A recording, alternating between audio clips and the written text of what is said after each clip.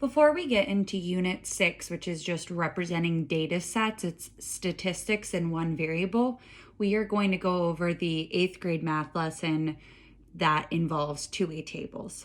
So a two-way table is a table that pertains to two different categories. So for our example, our categories are play a sport and not play a sport, and then take a foreign language or aren't taking a foreign language.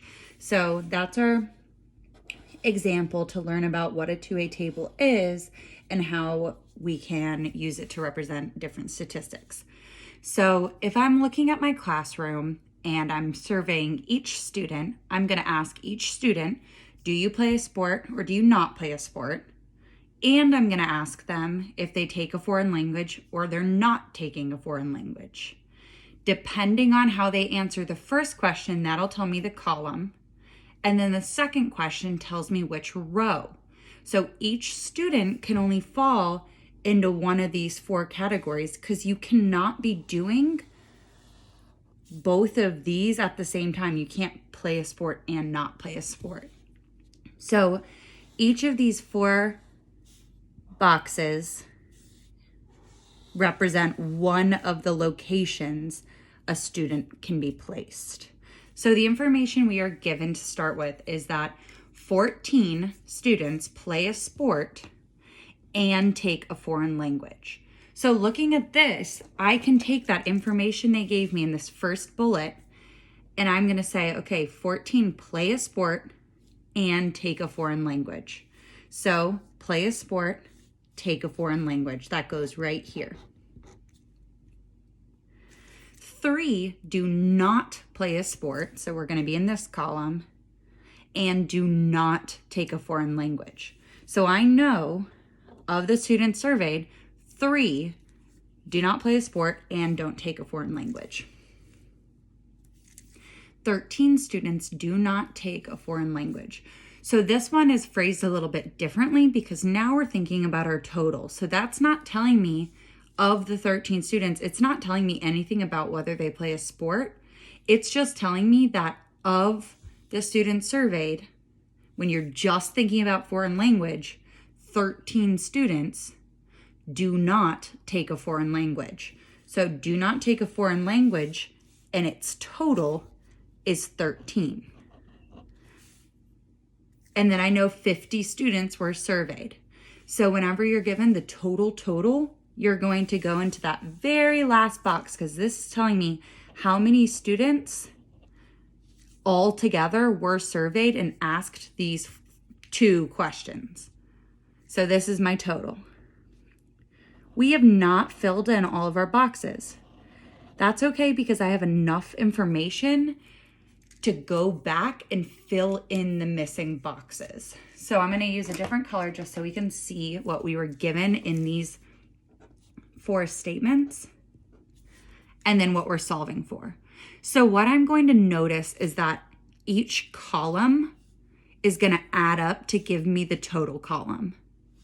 So what I know is that this number that's not there yet, plus 13, has to equal 50. So I'm going to start here because that'll give me an easy way to start filling in my table. So I'm going to look backwards and I'm going to do 50 minus 13 and I get 37. I can always double check myself and those add to be 50. I also know that the rows have to add up to be their total. So of the people who take a foreign language, they're either playing a sport or not playing a sport. So this is the total people taking a foreign language. So what I can do is 37 minus 14, and I can get this box. Or I could go here, 13 minus 3, and get this box. So we're just working backwards in a way to try and fill in these remaining boxes. So now I'm going to go down and I'm going to do 24. I also never ended up doing this one. It's going to be 3 and a 2. I'm going to add down and get 26. You can always double check to make sure everything is adding up correctly. This is 37 plus 13, I get 50. 24 plus 26, I get 50. So we have completed our boxes. This is just filling in a two-way table. A lot of times in a word problem, they won't give you the setup of the two-way table, and you're going to have to draw what it looks like yourself. Or sometimes they'll give you this portion of the two-way table, and you have to create your own total rows and columns. But before we're going off too much into that, let's look at relative frequency. So when we're given a two-way table, we can just be asked about the specific numbers, or we can be asked about the probability. So we're thinking about the ratio of the value that we're focusing in on compared to the subtotal or the total. So relative frequency, its definition is the ratio of the value of a subtotal to the value of the total. So I'm going to highlight relative frequency. We see that's an important word. So what we're thinking about now is we don't care about the actual number. We care what portion of the total each thing is. So my total, the 50 students, is my whole. It's 1. So I know there is a ratio to 1 for each of those values we put numbers into before.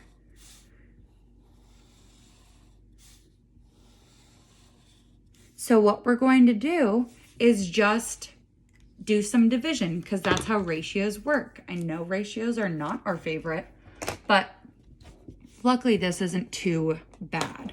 So what I'm going to do is I'm going to write the number really small so that we can look at it while we go.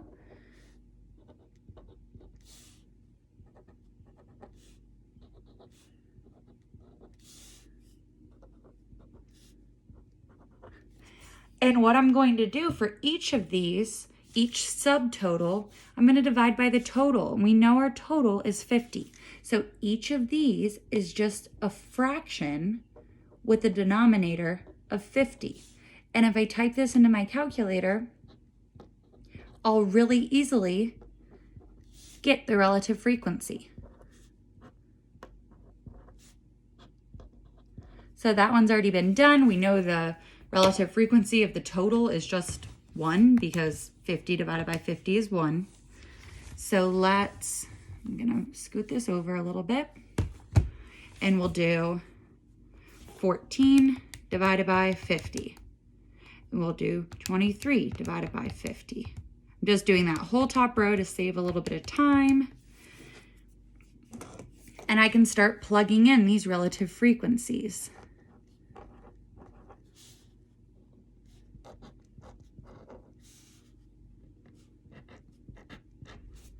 I'm going to do the next row.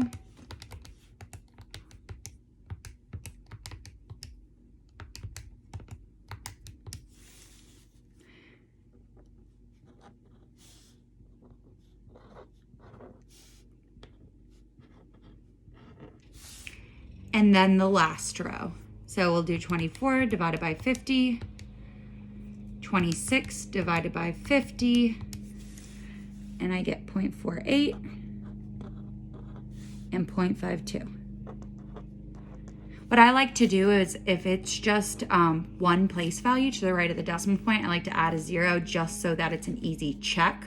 So just like it did before, each column should add up to be what our last value is. So this one looks good, this one looks good, and this one looks good. And same with each row. So you can kind of double check yourself with this as well. The last way we can use this information is, instead of using relative frequency and just looking at a decimal, we can think about it as a percent. So really quickly, I know this is everyone's least favorite thing, let's look at converting from fraction to decimal and decimal to percent. So when I go from fraction to decimal, all I'm doing is division. So that's what we're doing when we're finding the relative frequency. So I'm doing the numerator